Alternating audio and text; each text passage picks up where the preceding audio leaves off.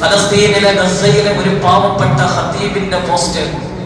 അദ്ദേഹം മിമ്പറിൽ കയറി നിന്നിട്ട് എഴുന്നേറ്റ് നിന്നിട്ട് പറഞ്ഞത്രേ, വിശപ്പ് കാരണം എനിക്കൊന്നും നിങ്ങളോട് പറയാൻ പറ്റുന്നില്ല, വിശപ്പ് മുഖാന്തരം നിങ്ങൾക്കൊന്നും കേൾക്കാനും കഴിയില്ല, നമുക്ക് നമസ്കരിക്കാം.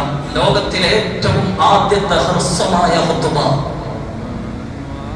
ഇതിനോളം ലഘൂകരിക്കപ്പെട്ട ഏത് ഖുതുബയാണ് നമ്മൾ കേട്ടിട്ടുള്ളത്? വിശപ്പ് കാരണം എനിക്കൊന്നും പറയാൻ പറ്റുന്നില്ല, പട്ടിണി നിമിത്തം നിങ്ങൾക്കൊന്നും കേൾക്കാനും കഴിയില്ല, നമുക്ക് നമസ്കരിക്കാം. അല്ലാഹു ആ പാവങ്ങൾക്ക് സമാധാനം കൊടുക്കുമാറാവട്ടെ. നബിതങ്ങൾ പറഞ്ഞൊരു വാചകമുണ്ട്, സ്വർഗം നേടിയവരുടെ ഒരു നിധിയാണ് വിശപ്പ് എന്ന് നബിയുനാ റസൂലുള്ളാഹി.